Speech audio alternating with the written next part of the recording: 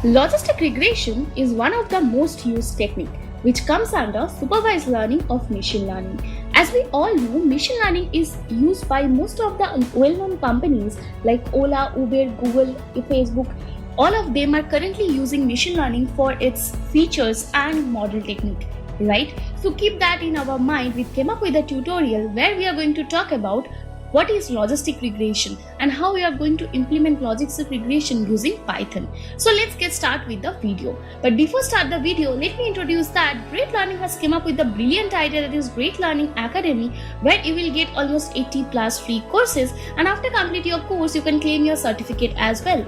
And if you want to do these courses in your mobile application, that is also possible using Great Learning app.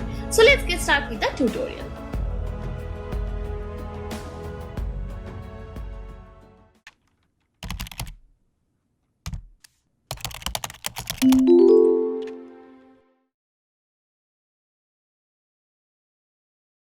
My name is Surendra. Talked about the topic of today's session, which is application of logistic regression on customer data of financial institution. I'll walk you through a very interesting use case. That's the idea of the session, that I'll being having a lot of industry experience. I would like to walk you through certain industry applications and how exactly that was addressed, the objective was solved. So let me briefly introduce myself. I've done engineering from Mumbai University. I've done B in computer science. I have more than 14 years of experience in IT industry, and I had started my own startup in 2013-14, and that is called as Revitic Info Solutions. Currently working as a lead data scientist at eClerx Services Limited. So that's the brief about the achievements and the experience that I have with me. So not wasting much time, I'm moving on to the next slide, which will start off with the session objectives. Now, let's understand the agenda of the entire session that we are going to spend around 1.5 hours. I'll simply talk about the logistic regression at very high level, because the assumption is that you've already gone through logistic regression.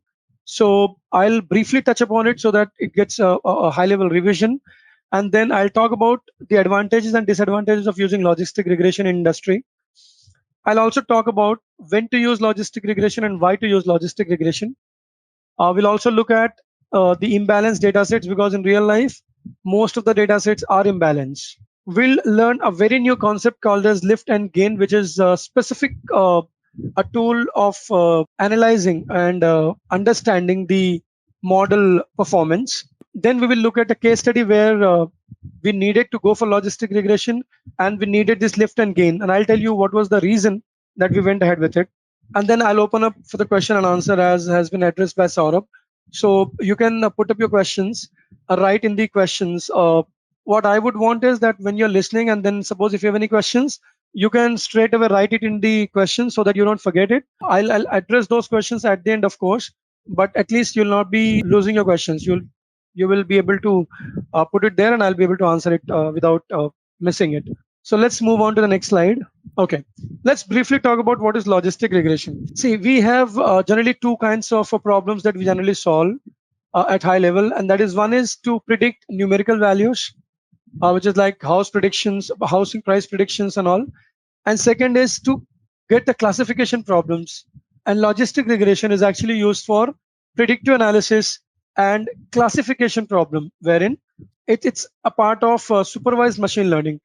Now we all know what is supervised machine learning. So at high level, I'll just say that supervised machine learning is an algorithm where we have independent variables as well as dependent variables, and we have to predict the dependent variables. But because we are already given labels, our algorithm gets independent as well as the data that we want to predict the dependent variable.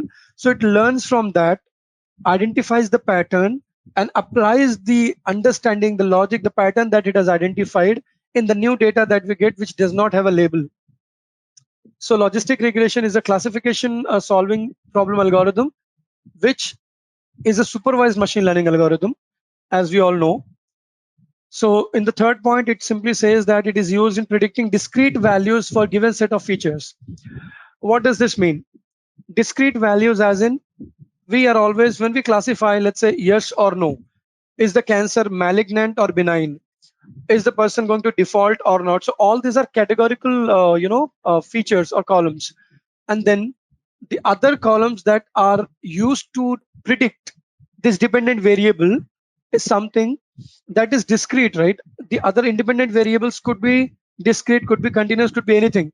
But the most important thing is that the dependent variable that we are going to predict should be a categorical values. And you all know that categorical values are pretty much distinct, and we have to classify them. So if we have two classifications, we call them as binary or binary classification, and if there are more, we call it as multi-valued classification. Now, when we say logistic regression, it is also a regression technique as we have it linear regression. But the only difference is that in case of linear regression, the values could be minus infinity to plus infinity. Whereas in case of logistic regression, it is not that. In logistic regression, it is more of a probability, right? Between 0 and 1. Suppose if I say that will a person default a loan or not? So in such cases, we always say there's a 90% probability that the person will not default. It will never be more than 100. It will never be less than 0. So we wanted to apply a regression technique, but in such a way that the values that we get from the formula that we get should not be below 0 or above 1. It should lie between 0 and 1. And that is why we use sigmoid function. Now, if you see the values that we can see there, it ranges from 0.0 to 1.0. It will never become exact 1. It will never become exact 0. It will be lying between 0 and 1. On basis what is the maximum probability of being yes or no, we will go ahead and classify it as yes or no. So if there is a 51% probability that it's yes, we'll classify that as yes. So even 95%, 75% or 51, anything above 50, if we put that as a threshold, anything above 50% it will be classified as yes. Anything below 50% will be classified as no, which we might change, which you must have seen that we can change the thresholds in order to make it more strict to reduce the type 1 or type 2 errors. So that's one thing. Secondly, classification, as I said, is based on probability threshold. So as I said, if you don't give anything, the by default threshold is 0.5. So anything above 50% is another class, below 50% is the other class, right? So that's what at high level logistic regression is. So in a nutshell, logistic regression is a classification algorithm, which is a supervised machine learning algorithm that is used, and any classification that you can think of, it is always based on probability of being yes or no, or any, if there are multi-classes, then also the entire probability, if you add it, it will become 0.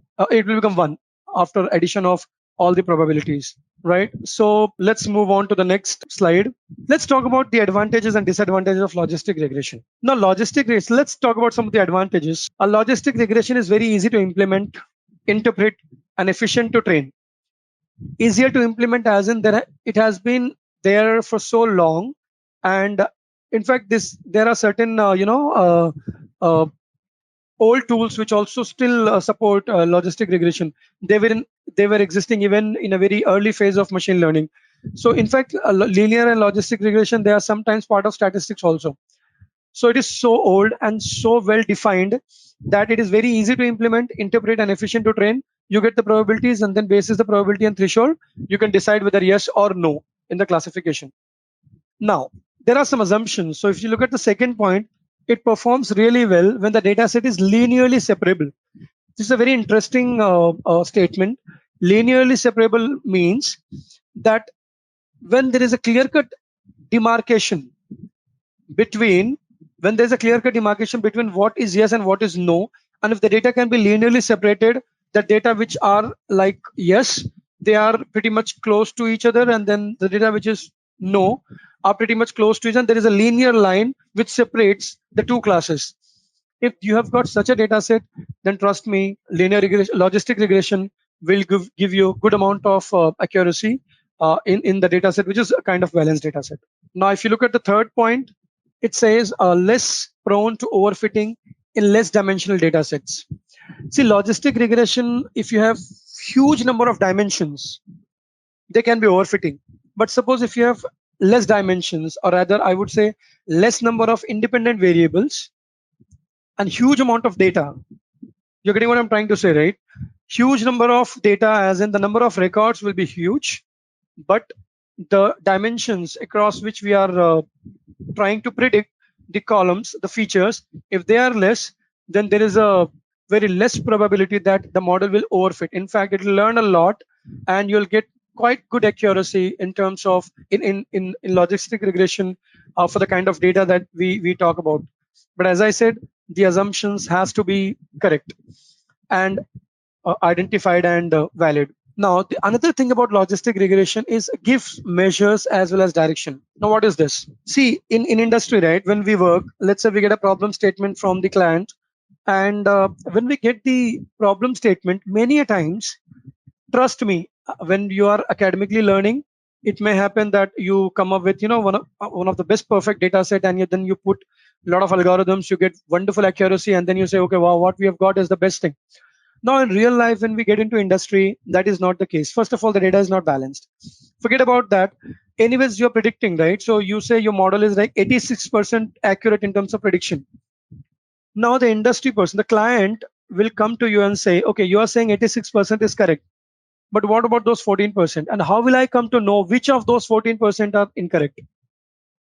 To identify which 14% are incorrect, I will have to look at everything, right? So what is the point of having a model? So even today, if you look at industry, if you look at the clients who are actually the clients who are going to use our models, they still don't trust our models much. And the reason is very simple. It is absolutely based on probability, right? And then probability is never a certainty. It is just a chance. When I say the person will not default, I'm just saying with a probability, right? That okay, there is a 80% chance, but what about that 20%? And we being a data analyst, data scientist, we are so clear on that, that okay, if someone says that it is not 20%, if the person defaults, we can easily say, we said that there's a 20% chance that the person will default. So we are still holding ourselves true, saying that 20%, so we had said that person will default. So these industry people are still reluctant to, agree or rather believe the models that we build.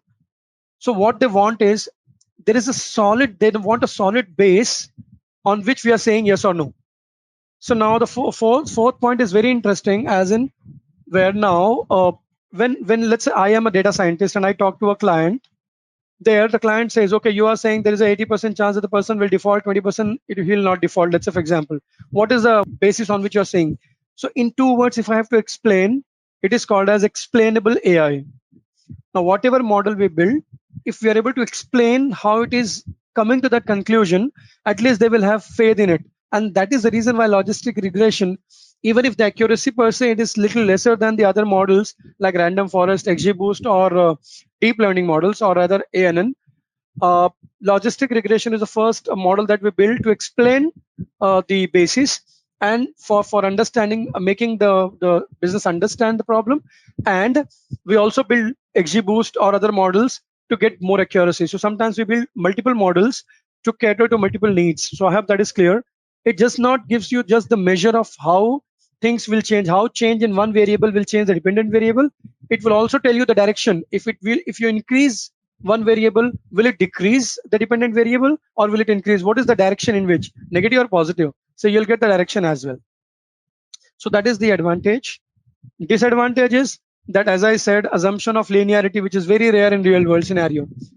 You see there is a clear-cut demarcation of linearity. As I said, that linearity has to be there, but in real life you'll not say that there's a clear-cut separation or linear separation. So that is the reason why many a times logistic regression doesn't give you a very good accuracy.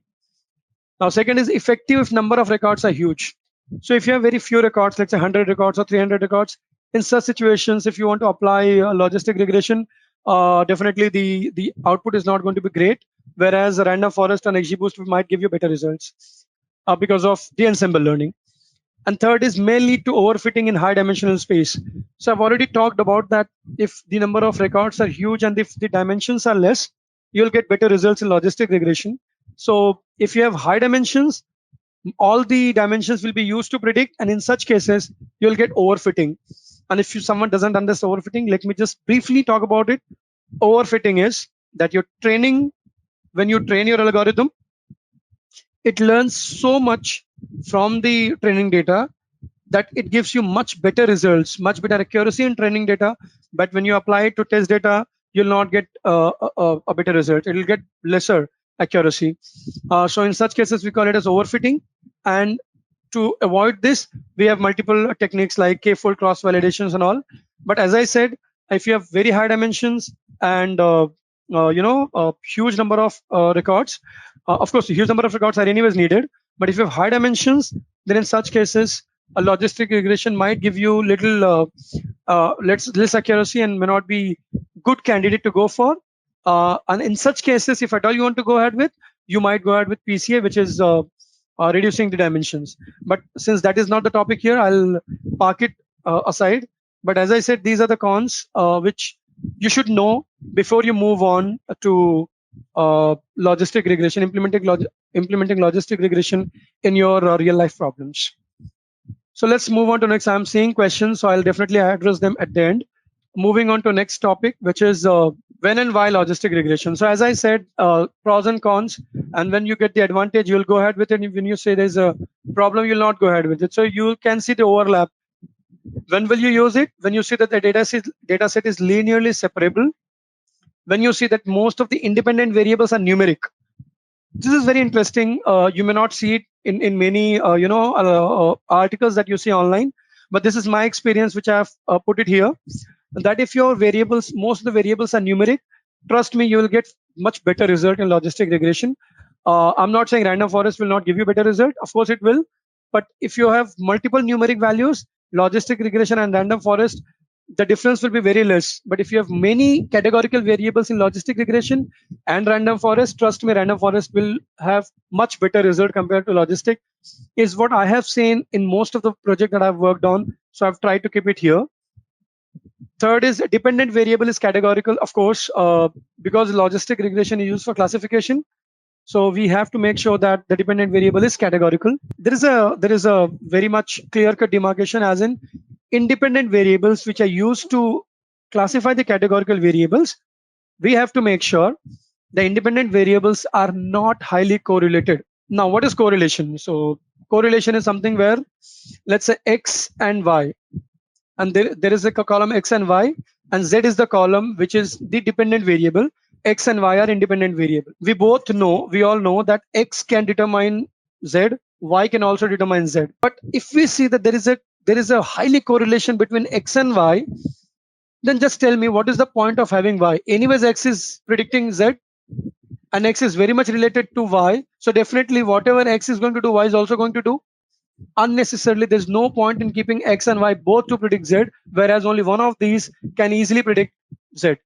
So we have to make sure that all the independent variables that we have, they are not highly correlated. And if there is a correlation, we have to make sure that we remove some of the columns, and then make sure that at the end we get all the independent variables that are going to be used for the algorithm are not correlated. And as I said, the sample size has to be large. The number of records has to be large for you to go ahead with logistic regression and get a decent satisfactory result. Why? When explanation is as important as prediction, when only prediction is most important, XGBoost is the best algorithm in case of normal machine learning algorithms. And you can say deep learning or neural networks are far better. But when explanation is more important, trust me, logistic regression is something that you have to go ahead with. Second is understanding the most impacting variables. Now the business wants to know, out of these, let's say 15 independent variables or 10 independent variables, which are the most independent, important and impacting variables, which if we can tweak, if we can do something with it, of course the result will be far better. So we can see, okay, out of these 10, these 3 are the most impacting variables, and the business can take actions accordingly. See, ultimate goal of machine learning is to make the business users, give them the tool or give them the insights that they can go ahead and use it and impose those actions into their day-to-day activities to increase the profit. If you are not able to do it, what is the point of giving a model which gives you wonderful accuracy? It doesn't make any sense, right? And third point is, when you know, the direction is also important along with magnitude. So in such cases, you'll go ahead with logistic regression, right? So hopefully I have explained all the points. Moving on to next. If you have any questions, please feel free to put it on the in the questions section of your webinar site. Moving on to the next point. So as I said, most of the data sets that we get in real life, and trust me, I've worked on you know many data sets in my life in data science, and then maximum data sets were messy and imbalanced. Then what is the meaning of imbalance? Class distribution is not uniform. If you look at the diagram, or the picture on the right hand side, if you see there is a two class, 0 and 1, it could be malignant, benign, it could be cancerous, non-cancerous, it could be defaulters and non-defaulters, anything. Now if you see in approximately 2,70,000 customers, along 2,70,000 customers, around 260,000 customers are non-defaulters. Only 10,000 customers are defaulters.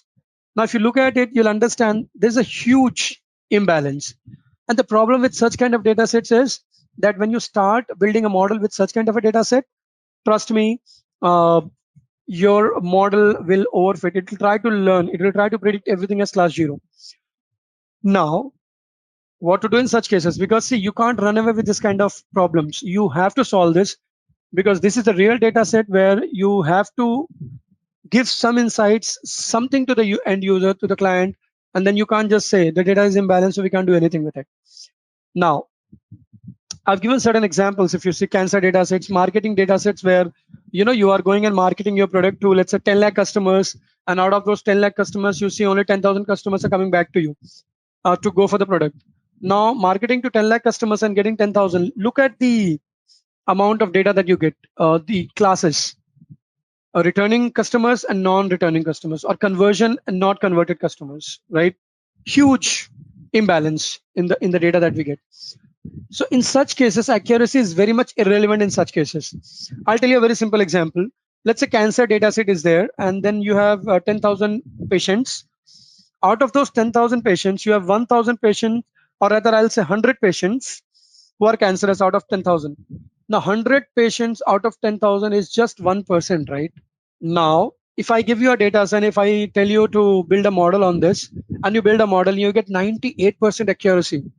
You will be jumping in a joy saying, oh, wow, you know what? I've got 98% accuracy. But you know what? Even without a model, if I blindly say that all the people, all the patients are non-cancerous, trust me, I'm still 99% accurate, right? So what is the point of building a model and getting an accuracy of 98%, right? When without building a model, blindly if I say that all my patients are non-cancerous, I'll be 99% accurate. So accuracy does not hold any importance when it comes to imbalanced data sets. What matters in that situation in cancerous data set is how good are we to identify people who are having cancer are identified as cancer. We are not worried about the accuracy. We are worried about how accurate we are in identifying those people, those patients which are cancerous. If you are able to predict that well, trust me, your model will have some value because it will save some patient's life. Accuracy in such cases does not matter, and that is what the fourth main point says, right? Specificity and sensitivity is more important basis business objective, as I said. That is called as type 1 and type 2 errors that we talk about. Now, predicting algorithms with imbalanced data set will always be biased. As I said, if you build a model, simple model using logistic or random forest or anything, and if we have imbalanced data set, it will always be biased. It will be mostly predicting the values which are majority and which is your 0. So we have to do something to deal with imbalanced data set, which is not part of this session, just because this session is of 1 hour. Try to keep that aside, but there are some techniques, sampling techniques, which can be used to deal with imbalanced data set. For example, you can use upsampling, where you will increase the lower class by duplicating it, or you can use lower sampling, where you will reduce the majority class, so that the ratio will become little better compared to the initial data set that you get. Or you will try to use smart techniques, where you will try to synthesize data in the minority data set using KNN algorithm. Keep it aside. You can have a look at it. It's a big topic, huge topic to be discussed on 2 hours data, 2 hour session, another 2 hour session. So dealing with imbalanced data set is something which you will come across when you are working in industry. and working on a real problem in life. Let's not get into this. As I said, I've briefly talked about it. Let's move on to next, which is lift and gain. So this is most important thing which I'll talk about today. Lift and gain. What is that? So I'll talk about a scenario where there's something called as 20-80% ratio, right? And what is the meaning of 20-80% ratio? Is that imagine a scenario. I'm talking about this first case study and then coming back to lift and gain, right? So understand a case study first, and then we'll go back to that slide. I have taken this case study from my own experience and a real data set. A real data set as in real use case. When I was working with one of the banks, I will not mention that because that is confidential. So I've just kept XYZ Bank. But there's a direct marketing data set that I have. So just imagine that we are marketing and the marketing calls are being made through calls, right? Just understand this case study. I'll give 5 minutes on this so that you understand the case study well. Now, the most important thing here is that I have a bank which is launching a product for which it wants people to subscribe for the product's demo or anything of that sort. Now, let's say I have to target 10 lakh customers. Now I have got 10 lakh customers with me at the data set of 10 lakh customers. Imagine how many manpower will I need to do telemarketing to those 10 lakh customers, and just imagine what will be the conversion rate. If I go ahead with 10 lakh customers and if I make my conversion rate is let's say 10,000, it is so less, right? Around 1%. 10,000 customers from 10 lakh is around 1%, let's say, for example. Now, the expense that I will incur of marketing, sending an email, calling to those clients, multiple times maybe, will be, let's say, 10 rupees per customer. So I'm investing 1 crore rupees as an expense to market my product to all those 10 lakh customers, which also needs a lot of manpower, right? Now, out of those 10 lakh customers, I get 1,000 customers as the 1,000 customers. So let's say 10,000 also. I'll get only 10,000 customers. And suppose if I earn only 1,000 rupees or 100 rupees per customer, imagine the expense that you incurred and the revenue that you're getting if your customers are buying your product. The difference is nothing but your profit. Now, is it possible or is it feasible to make calls to 10 lakh customers in short span of time? How much work power you will need? In spite of that, can there be a model which can actually work on 80-20 principle, something like that, wherein we say that we will target only 20% of the customers. So if you have 10 lakh customers, I'll only target 2 lakh customers, where I'll get 80% of the conversions, which is nothing but, let's say, 8,000. Now, the advantage here is that I'm spending on 20,000 customers only, and I'm getting 20,000 customers only, let's say, as I said, and then getting the expense will be much lesser here because I'm targeting only 20% of the customers and I'm getting around 80% conversions. Yeah, the only loss is that the remaining 20% customers which could have converted belong to that remaining 80% of the customers, but that is fine because the amount that I was getting from those 20% customers which might convert was much lesser than the amount which I was spending to contact those 80% customers. So now the intent is, the objective is to reduce the expense by targeting only those customers who are high likely to subscribe using predictive model. This is a very interesting use case, which is, trust me, highly used in case of marketing campaigns. Let's try and understand in one line. If I have to summarize this, if I have got huge number of customer base and the conversion is less, we will try to target only those 20% of the customers who are high likely to convert, and we will not target the other 80% of the customers from where 20% of the people will convert. So that is what is the ultimate target. But how will you do it? Logistic regression gives you another way of looking at modeling the things and evaluating it and putting it in such a way that you can actually target less number of customers and you can get more and more number of conversions. So let's talk about lift and gain for 5 minutes, and then we'll move on to the practical of it. So lift and gain is nothing but, if you look at the gain chart, forget about this content which I've written here, you can just read it out. But if you look at the chart here, right, if you look at it initially, the first 20% itself will give you 80% of the customers. Remaining will give you remaining 80% of the customers here will give you only 20% of the revenue is what it says. Otherwise, if I simply go blindly, this is what is the distribution, which is equally, let's say 1 lakh, 2 lakh, because I've distributed this into 10 deciles. So if I go ahead with this, right, I'll simply get, let's say 1,000 first 1 lakh, 1,000 another 1 lakh, 1,000 customers another 1 lakh, because that is a random distribution, right? 10,000 of 10 lakhs is 1,000 per lakh.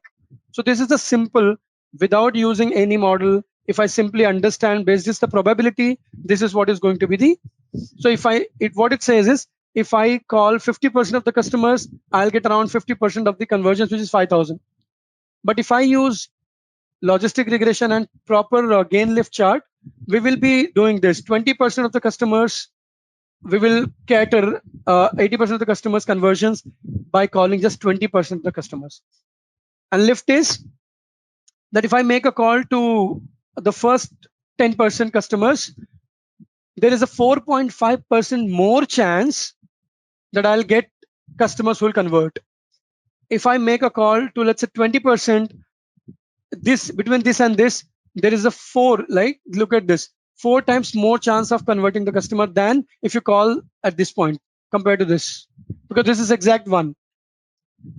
You're getting it, right? So let's look at it from practical perspective and understand it more, so that we will get the questions as well. I know you have got a lot of questions, but in a nutshell, to explain it in layman terms, the target is very simple. Understand it in one line now. I've got huge customer base. I cannot spend a lot and calling all those customers.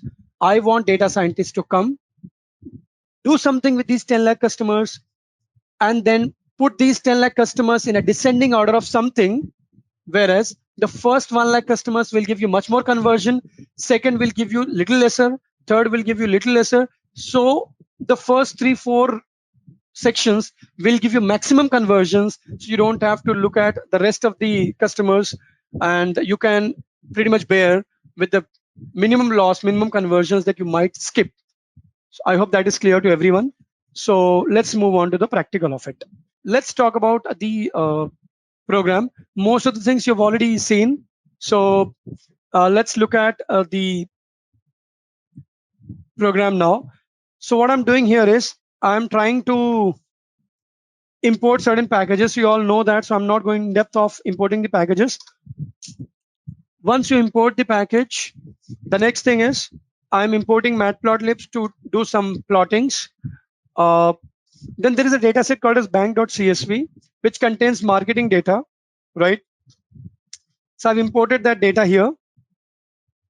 The next thing which I'm going to do is get some sort of basic information.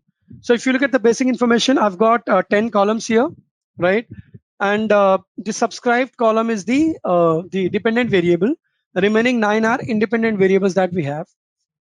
And if you look at the data type, it says few are integers and most of them are characters or string, right?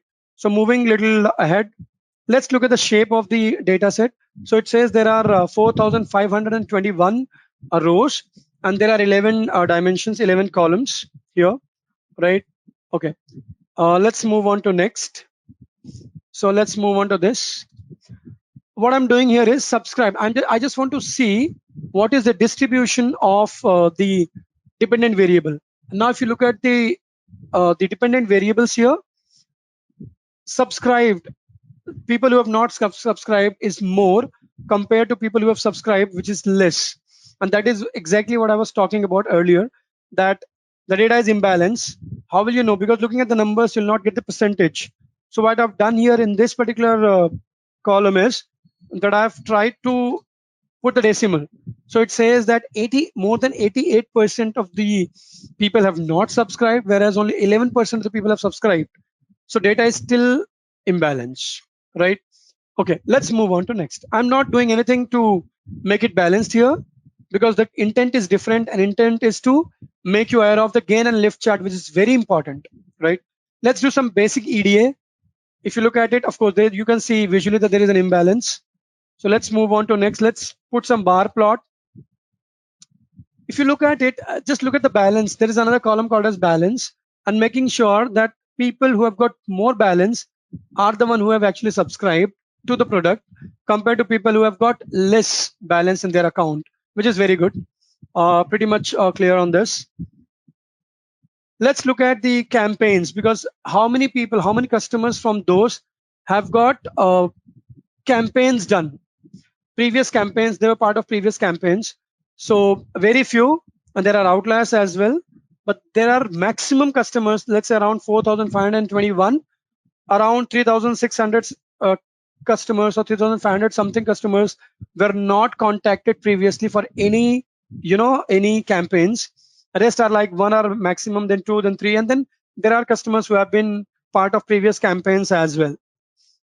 Now let us look at the bar plot of subscribed in previous campaigns. So can you look, people who were addressed previously and were sent previous campaigns are much more susceptible, or much more, there's a huge possibility that they will say yes compared to those who will say no to subscription, right?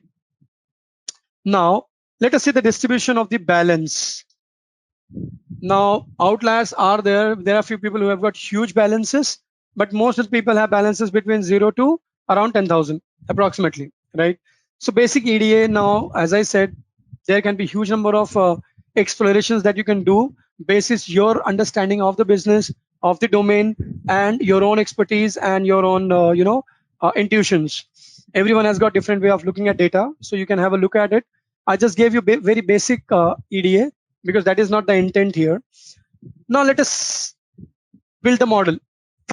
Now to build the model, what I've done is I've listed all the columns and removed the subscribed, because subscribed is nothing but a dependent variable. So what I've done is I've removed that and tried to see. So apart from subscribed, rest of the columns I can see here, and this is what is going to be the columns that I'm going to use for training, right?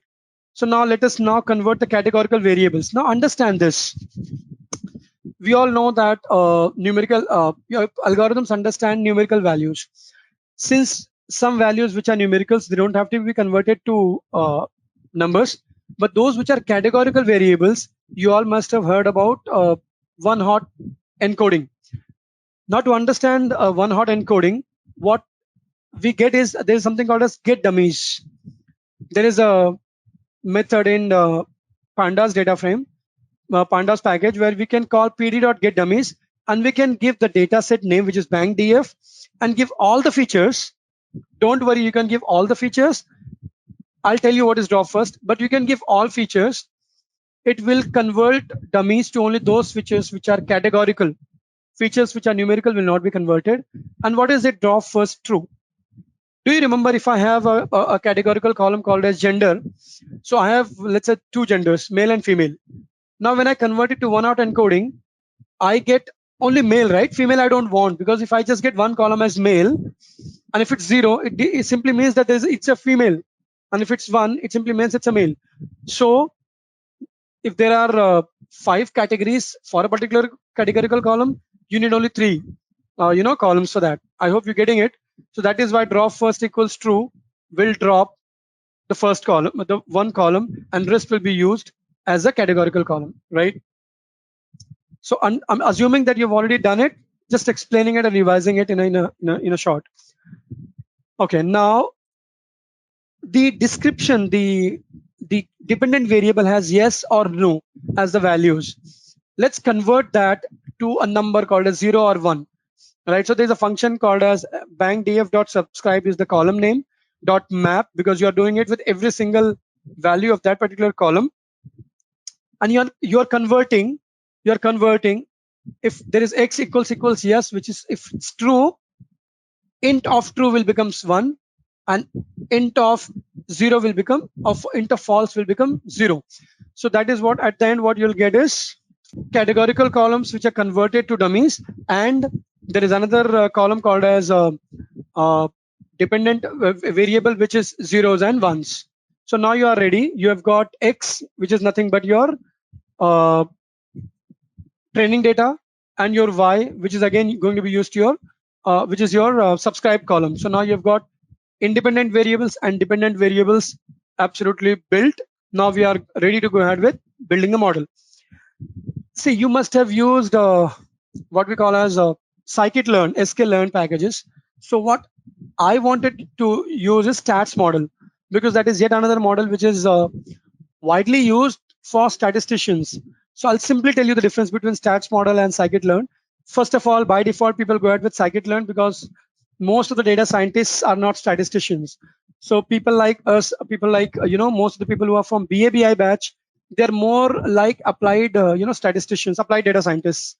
So if you're a typical statistician, stats model will give you a lot of statistics.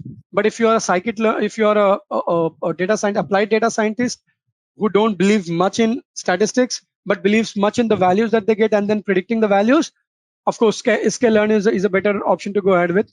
sklearn has also got better documentation compared to stats model.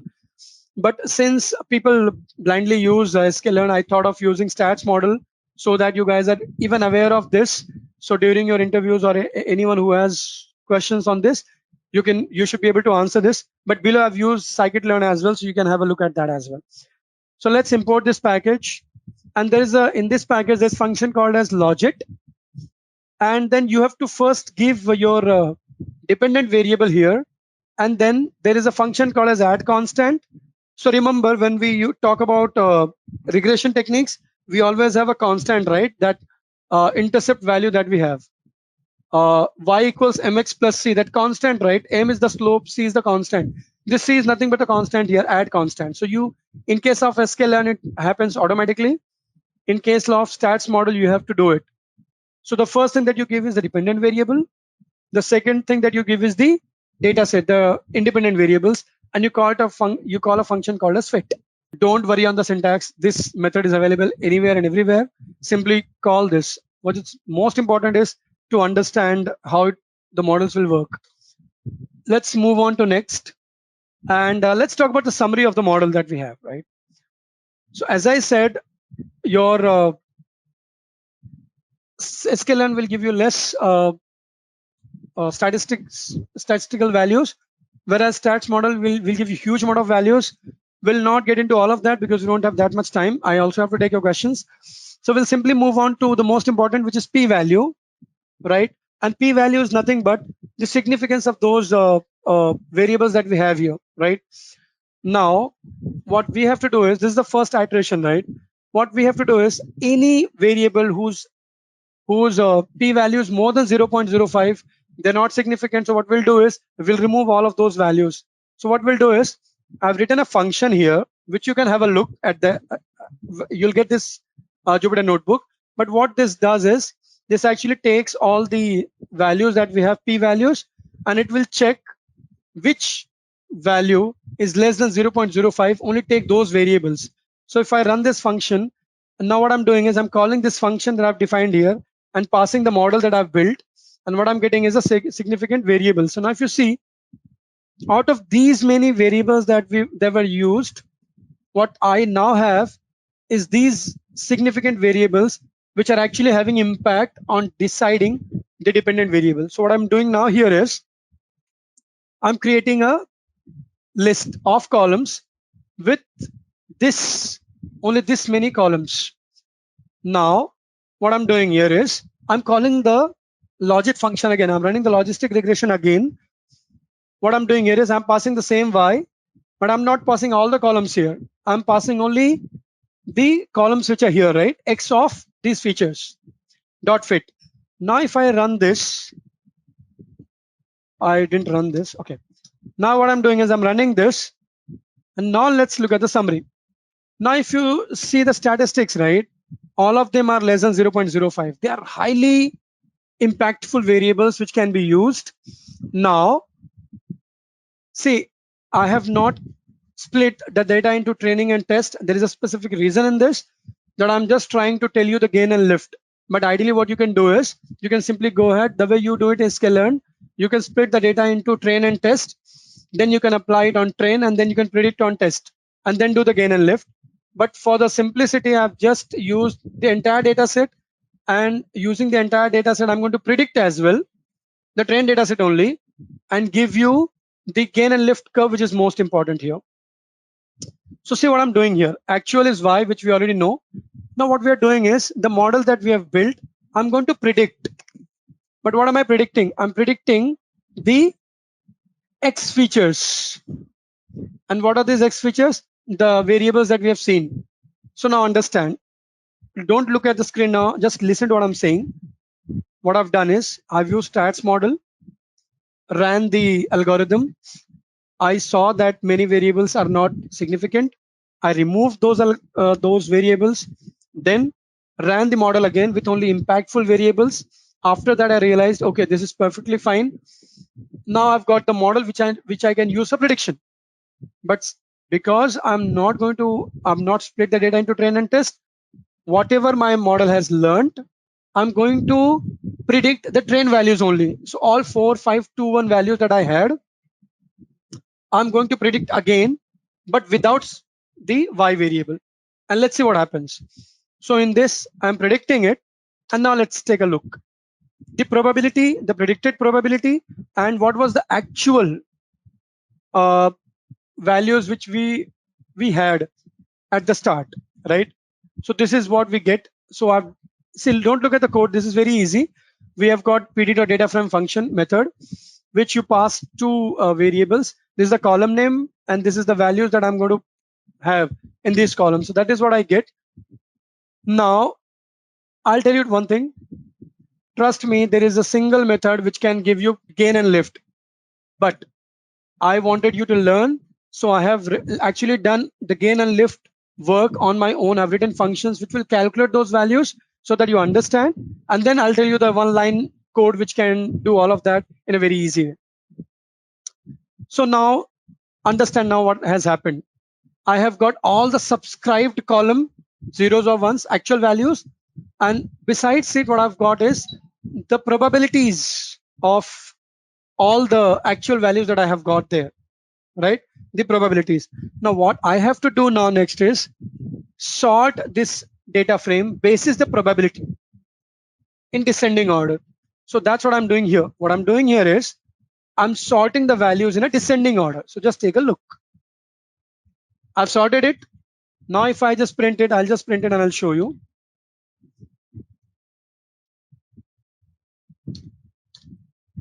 Just take a look. Now predicted probability, what I've done is I've put it in a descending order. So the maximum probability is 0.86. And if you keep on going down, the least probability is 0.000498.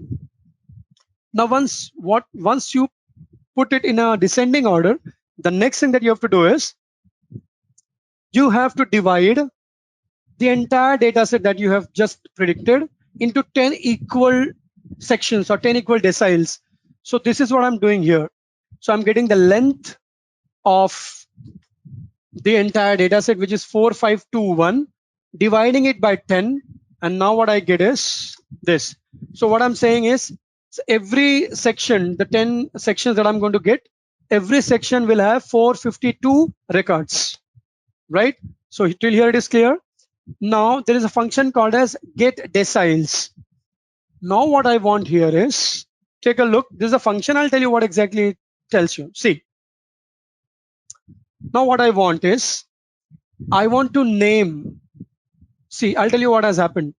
If you look at this, I've got the highest probability, right? In that form, I've got the actual values. Now I want to give sections to it, that which record belongs to which decile. So there are 10 deciles now. The first 452 will belong to decile 1. The next 452 will belong to decile 2. The next 452 will belong to decile 3. And that is what I've done using this function. So you can have a look at it, this function. It's a simple Python function which simply gives names to all those deciles. So I've just given this column as 1, 1, 1, 1, 1. After 452, trust me, you'll get 2, 2, 2, 2, 2. For the next 452, for the next 452, you'll get 3, 3, 3, 3, something like that. Now let's talk about gain and lift. So what I'm doing here is I'm creating a data frame, and then I'm doing a group by basis deciles, because what I want is, I want to check. And now listen to this carefully, because this is very confusing. Listen to this carefully. Look at this data set, right? And understand one thing. what I want is in the first decile, that is in the first 452 records, how many ones I'm getting. Is that clear? Listen to it again. In the first decile, which is in the first 452 records that I have, how many ones I'm getting. So if you look at it, 1, 2, if you keep on counting for the first 452 records, you'll get some number of ones. Now, next, I'll count another 452 and I'll see what is the number of ones. Another 452, I'll see how many number of ones. I hope you're getting it. So now let's take a look. So this is what I'm doing here.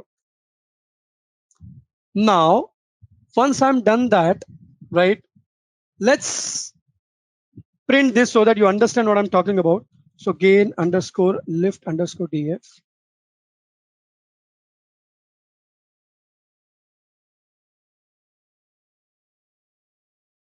See, in the first deciles, there are 125 customers who have said yes. Second decile is 83, third decile 73, fourth decile 53. So if you look at this gain, right, you can see that as and when we are moving towards lower side, we are getting lesser and lesser customers who are converting to yes, which is excellent. Now, looking at it will not give you much better clear-cut indication. Of course, it is giving the idea of what I'm trying to talk about. But what I want now is I want to see cumulative percentage. What does that mean? In the first, it is 125. By the time you have marketed 20%, which is 452 plus 452, 452 plus 452. By that time, you might have got 125 plus 83, which is nothing but around 8 to 10, 208. So just in 20% of the records, you'd have got 208 customers who will have high probability of getting converted. You're getting what I'm trying to say, right? So we want cumulative values. So at 2, you'll be having 208. At 3, you'll have 281, something like that. So let's do that. So what I'm doing here is, I'm doing that only here. So now if I just print it, you will see what it means. Look at this. In the first decile, almost 25%, 24% of the customers you've already attended, right? By the time you cover your second decile, 20% of the customers you have marketed, you have covered 40% of that. So by the time you reach fifth one, you've already covered 70% of the customers. By the time you reach sixth decile, you've reached 80%. So by the time you called 60% of the customers, you have got 80% of the revenue. So if you don't have time, you have not missed much. So as per the rules, as I said, this is little lesser compared to what we generally get. There can be a situation where by fourth itself, you'll get 80% or 90%. So if you are in a very good situation, very good shape, of course, in the fourth itself or fifth itself, you might get around 90%, 85% data. So you are pretty much sure, okay, I'll target only those first 3 or 4 deciles, rest I can ignore, right? So that is the main purpose. And that is what is gain percentage. Cumulative gain percentage tells you, which at the end becomes 100%. So that is called as gain. How much you are gaining once you keep on moving your deciles, right? Now visualize the same using a plot. So take a look. By the time you reach sixth decile, you would have covered almost 80% is what it says, right? So that's what it is. If you want to see it visually. Now there's something called as lift. I'll tell you what lift means. See what lift means is, look at the formula, gain lift percentage. What does this mean? We will keep on moving down 23, 39, then 53. We'll keep on moving. And what we'll do is we will divide it by gain lift df dot decile into 10. So what does this mean? In the first decile, it will be 10. So it's in simple terms, you are getting 23.99. In the first decile, it will be 10. So the lift will be 2.399 because 23.99 divided by 10 is 2.33. Come to this. Now, by the time you are done with this, you have covered 20% of the deciles, right? So 39 divided by 20 will become 1.9 something. Come down here. 53 divided by 30. So that tells you lift, which simply means that by the time you reach to 30%, trust me, by that time you would have 1.5 times more chances of getting a customer than if you don't apply a model. So if I look at this, right, 2.399, what does this mean? If you don't apply any model, I'll get, let's say, one customer, right? Example there, I'm just giving an example.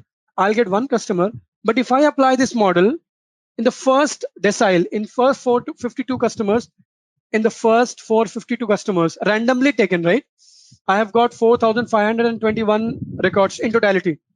Out of those 4,521 total records, if I randomly take 452, how many customers I'll get? Around 45. But because that's random, right? Probability.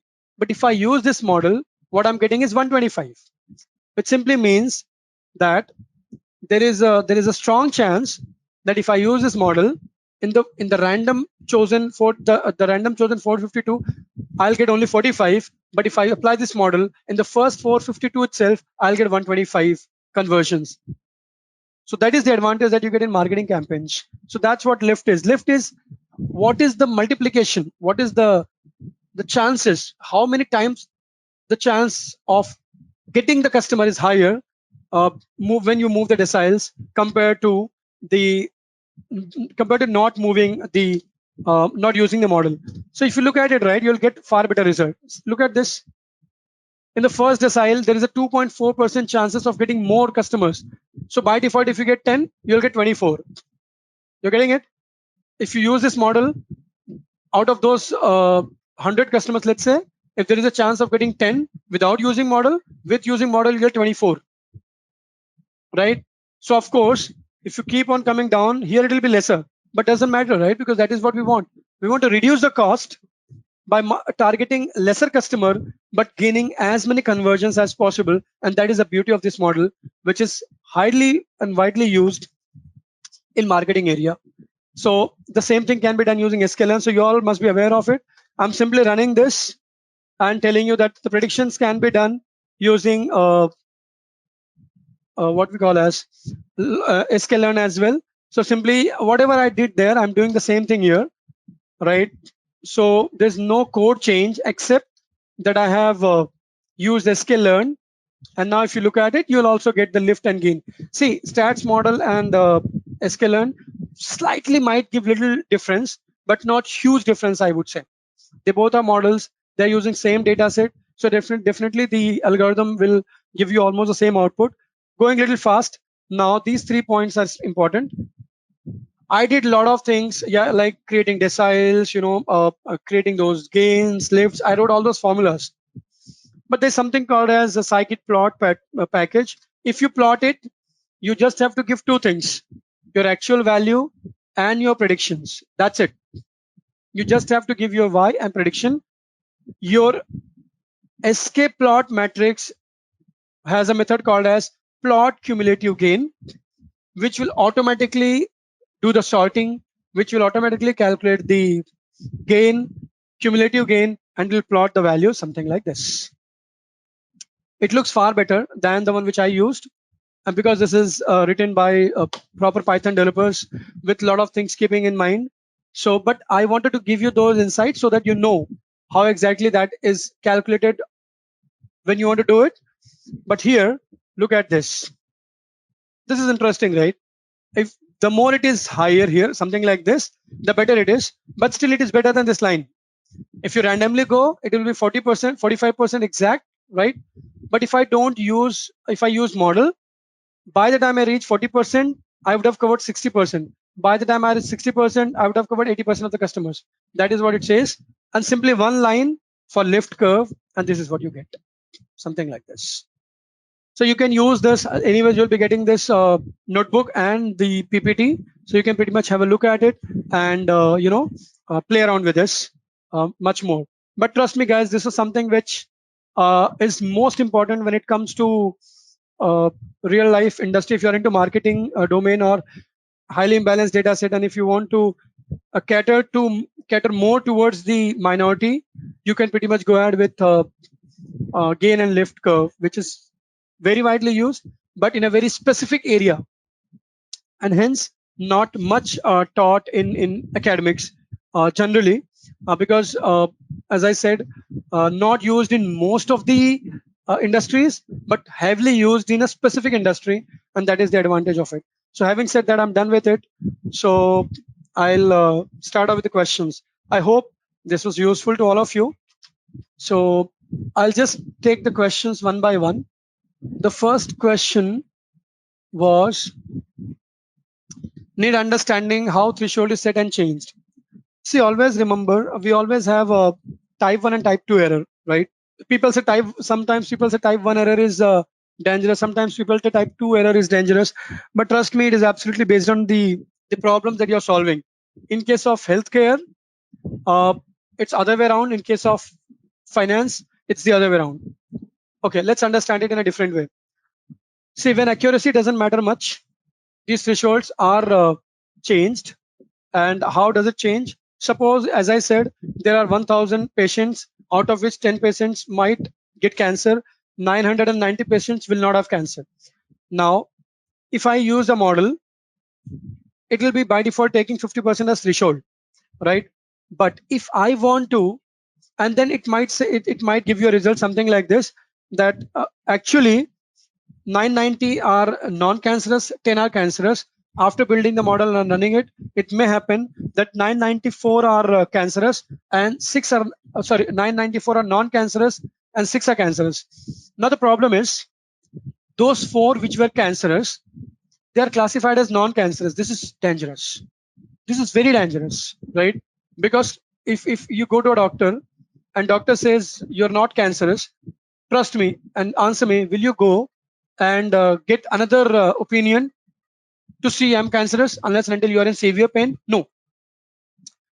So this is very, very dangerous, right? Because you are saying someone cancerous, not cancerous, who's cancerous, which is very dangerous.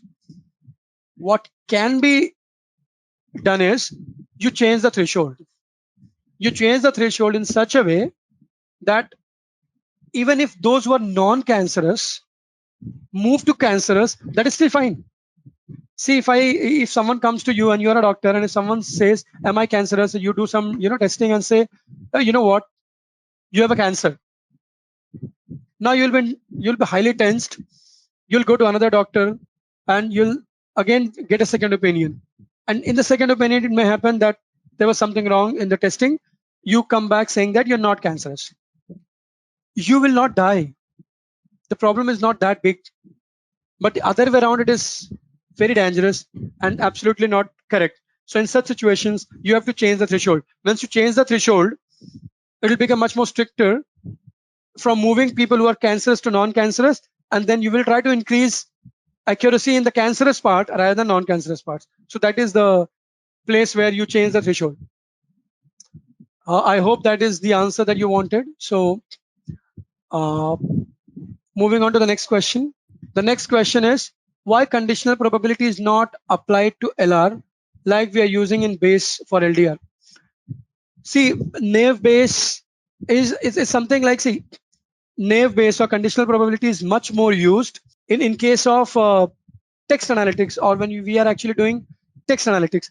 Having said that, it doesn't mean that conditional probability is not being applied in other areas. But remember one thing, it is always the probabilities of every single variable independently that we are taking care of, right? Naive Bayes actually says that we do not consider that all the variables are dependent. In fact, they say that all the variables, we are trying to calculate what is the impact of every individual variable on the dependent variable. And then what they do is they multiply all the variables, all the probabilities of all the variables and their contribution towards the dependent variable. That is what is called as conditional probability. Now, when we talk about logistic regression, right?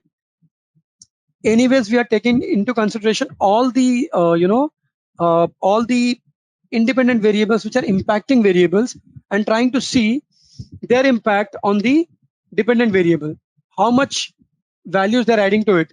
Now, it is kind of conditional only. I will not say that it is absolutely conditional, but if you look at it in a different way, just imagine, I'll give you a very simple example to understand this. Imagine that a pregnant lady goes to a doctor, right? Just understand the conditional probability and you'll understand what I'm trying to say. When you go to a doctor, a pregnant lady goes to a doctor and she has got a lot of dependent variables, let's say independent variables. And now doctor has to identify whether the woman will have an abnormal child or normal child. Very simple dependent variable. The child which is about to get which is about to come in the world, is that child going to be an abnormal or normal? That is a prediction that you want to make, right? There are n number of columns: sugar, head size. There are a lot of, I've seen it in real life, and I'm giving this example. Now the point here is, just imagine there are 10 independent variables. Every variable will have some contribution towards the the prediction of the dependent variable, whether the child will have abnormality or not. Let's say head size is more, okay, there is a chance that the child will be abnormal, right? But what is the percentage? Absolutely based on the huge number of records that we have now. And that is the pattern that your algorithm will learn. But understand this now. There are 10 independent variables. Now suppose the lady goes there and asks, and doctor says, you have 0.01% probability of getting an abnormal child, right? Great. Now there is another variable got added. Now we had 10 independent and 1 dependent. There is another variable got added called as previous child's abnormality, and there is another column got added. And if the same lady bases those 10 columns, the probability of 0.01. But the moment lady says that I have another child, I have one more child who is abnormal, you know what is going to be the probability of getting abnormal child? It will be around 51, 52%. So don't you think the conditional probability has been there? See, if, as I said, every variable has got contribution towards defining your your dependent variable. Every independent variable has got contribution, and that is what your model learns, right? It learns for every variable, and then contribution of all those variables is something that goes and decides whether the person will have a child will be abnormal or not abnormal, right? So that's the answer to your question. Moving on to next is high dimensional space means how many of independent variables. See, that is something which you cannot just, there's no number as such which has been given. But if you have, sometimes you have got hundreds of variables or 90 variables or 80 variables, 50 variables. So those are very, there I have got high dimensions. Still, if you want to go ahead with logistic regression for some reason, then you have to reduce the dimensions by using PCA, principal component analysis, or you have to do feature engineering, feature extraction, feature selection, right? There are multiple techniques using which you'll try to reduce the dimensions. Feature engineering is one of the most important things that you have to do in order to play around with the dimensions and making sure that you're not eliminating those columns which are highly impactful, and still you're able to reduce the dimensions. So as I said, 10-15 variables are good enough for logistic, which I have seen with my experience. Don't quote me for that, but basis my experience, 10, 15, 20 variables, you can go ahead with logistic regression. More than that, and if you have more than 30 or 300, 400, column rows, then you can go ahead with logistic. But with lesser features, it doesn't make sense to go ahead with logistic if you have less records and if you have huge dimensions, because it will not learn much. It is a regression technique. It will learn basis large number of records and less number of dimensions. That's what it is. So another question was, hi Surendra, could you help to understand the imbalance proportion threshold that we come to conclusion that data we are working is imbalanced? Okay, as I said, there is called as highly imbalanced, there's something called as imbalanced, there's something called as balanced. Let's understand this. If there is 60-40% proportion, it is not imbalanced. Trust me, it is not imbalanced. As in, now it also depends on the amount of data that you have. If you have 1000 records and if you have 600 and 400, trust me, you're good to go ahead with. You don't have to do anything to make it balanced. If you have 90-10 in 1000, of course you have to, right? So as I said, what is the total number of records? If you have 1 lakh records and if you have 90 and 10, still you don't need to sometimes, because see, if you're doing upsampling or down, if you do upsampling, you are duplicating data. So what extra addition you're doing? Nothing. If you reduce the majority class, you are actually removing the data which your model could have learned from. right? So that is also not right.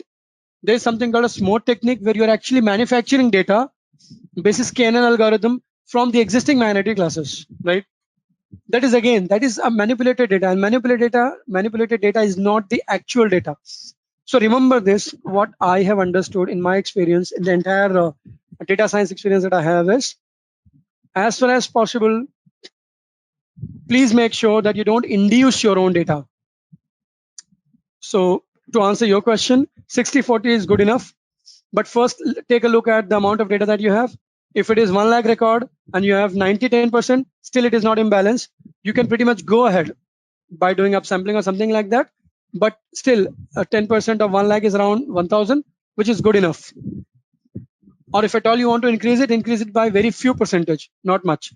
But if there is a 99 and 1%, then definitely you have to do something like what I've done here in this particular project, or you'll have to do some bit of sampling, so that at least you'll have model which will be able to support your business. So if there is a strict necessity of going ahead with this, then only do it. Otherwise, don't do it. 60-40, as per your question, data imbalance treatment is not required for 60-40. So I think most of the questions that were asked, I have answered. Any more questions that anyone has? There's another question. Lift and gain works hand in hand. Is it should be done if customer require it? See, two things. One is from data science perspective. I hope everyone got the question. Okay. Now from data science perspective, as an analyst, right, you will be given an objective. The objective itself was to make sure that they don't have to cater to all the customers. They want to see, the client itself wanted to see if there is a 80-20 principle, Pareto principle, which we talk about. If they have huge number of customers, right? They don't want to talk to all the customers, so they want to reduce the customer base. In such cases, they themselves will come back with the agenda or with the requirement, and when in that case you will have to do this. Now, second, if the customer doesn't want it, but if there is an imbalance, as a data scientist, this is another evaluation criteria that you can use to see if there is a specific change or gain that you can see, and then you can go back to the client saying that, okay, you know what, I can see you've got such a huge customer base, but what I see is the first 20% itself is catering to most of your needs, conversions. So would you like to go ahead with it? So basis, if the customer is very, very intelligent, he might come back with the data itself and say, this is what I want. Sometimes you also, as a data scientist, has to support the customer because he's not aware. And if you support him, he'll be more than happy, and you'll have a better chance of increasing the business with that customer. So that's how it is. So I hope I have answered your questions. If you can just say yes or no. Thank you so much. So any more questions from anyone? How useful is deciles for imbalanced data? See, we cannot guarantee that deciles will always be useful, because how useful is the question, right? In this case, if you see, if you reach 60%, you'd have catered to 80%. So not very useful, but it is useful, right? But there are situations, so unless and until you reach to this point, will you ever come to know how useful it is? No, right? So it is always good to get to this situation and see in how many deciles you are catering to that 80% or 70%. If in 20% you are catering to 80%, trust me, your client will be much more happier. If you are reaching 70-80% in the 7th decile, it will not have any impact. So in that case, it will not have any value, right? The data itself is distributed in such a way that even after, see, as I said, it's an evaluation criteria, right? It is not a guarantee. But once you get to this, you'll understand whether will this work, or if it doesn't work, how much helpful it is for the customer. So you'll have to reach to this point and then see gain and lift, and then go ahead and give it to the customer, saying that this will be helpful, or how helpful this is going to be for your data set. Did I answer your question, Pranav? Thank you so much. Okay, there's another question from, is there any way that the decile is changed by itself? If you change the data, it may happen. So you may have to run the entire thing again, but automatically it will not change. To elaborate my questions, if you see the gain percentage from 23, it has gone to 39, then again to 53, and then 64. If you see going down, there was no much change. There was no much change. But if you see in the sixth and seventh, there is a change again. We see a drastic change. Mhm. So where to stop? Like, can the decile be adjusted so to incorporate the maximum number of percentage, incorporate the percentage in the maximum or whatever the maximum can be done? You got my question, right? Yeah. See, there is, as I said, there is no rule where you have to stop. In this case, right? What simply see, you'll talk to the customer, right? Customer will say, let's say you have 1 lakh customers, right? Now, the customer, your customer will have 10 lakh customers or 1 lakh customers, let's say. Now, once you run this, the customer will say, I want to cater to, let's say, 80% or 70%. Once you give these deciles to them, and if he sees that in the first 20% itself is catering to around 80% or 70%, let's say, for example, let the customer decide, your customer decide that what is the value that he wants to go ahead and then stop. And say there's no stopping to that. Let's say, for example, you've got 100 employees in your office. They all are doing telemarketing. This simply says that how am I going to go out the customers and deciles? How will I make the calls? It will start from the first decile.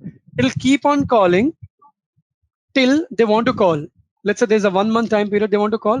They'll keep on calling, but at least they will not call randomly. They will call in a sequence which will give them maximum return. You're getting what I'm trying to say, right? So they'll keep on calling, and then they'll call till they reach to a point where they are satisfied. Yes, I got your point. So it depends upon the customer at what decile they will stop, right? Correct. So my question was not this one. My question was like, we have considered 450 as one decile, right? One you can say bucket, right, of the customer. So can this be changed? Like 450, it can be going to suppose 650 or 700. I can consider this gain percentage here in the first decile as 30 or something like that. So can this be automatically changed? Is there anything in sklearn or statistical model? Okay, you are saying that can I change the number of records for every decile? Is what? For decile. Yeah, right. Can this be automatically changed? Is there anything in the sklearn? No, sklearn, I don't know whether you can change the decile, because decile itself says 10, right? So in general, you split your data into 10 sections, but if at all you want to do it on your own, no one can stop you.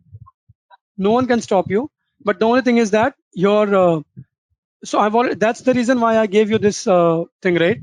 Now you are saying number per decile, I've divided by 10. If you want to change it, if you want to make more lesser, right, or more, you can change this number and you keep on doing rest of the things.